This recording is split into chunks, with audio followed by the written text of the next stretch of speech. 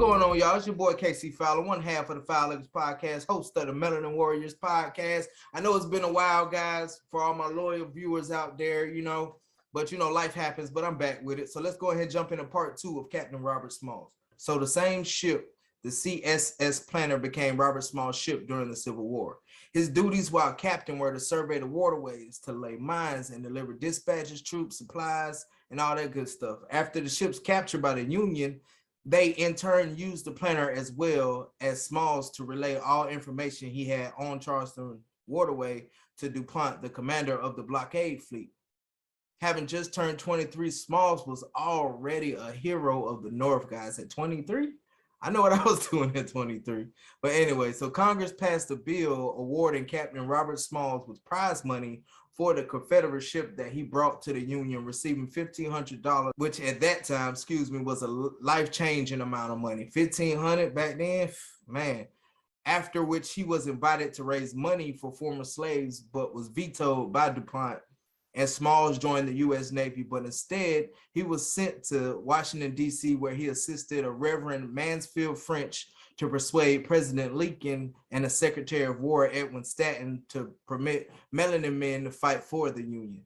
Even though Lincoln was opposed to Melanin men fighting for the Union at first, Stanton soon was able to get the order signed, allowing 5,000 Melanin men to fight for the Union. So in just that time frame, Smalls went from a civilian worker with the Navy to joining the Army, where he participated in 17 of the major battles of the Civil War. He soon became the pilot of the ship Crusader under Commander Alexander Rhine.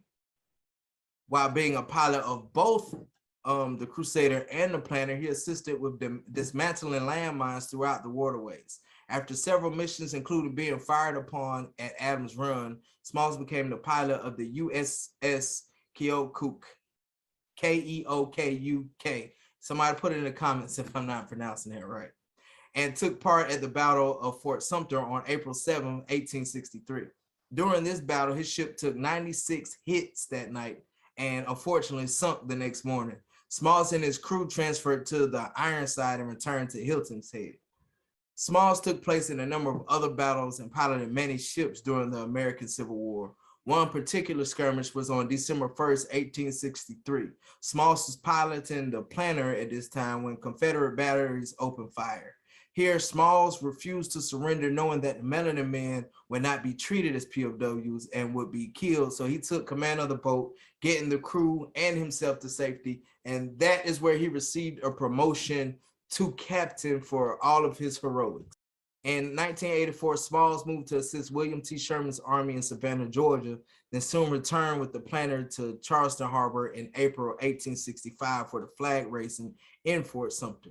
He was discharged on June 11, 1865, but continued to sail the Planner on humanitarian missions, taking food and supplies to freed men and women who lost their homes during the war.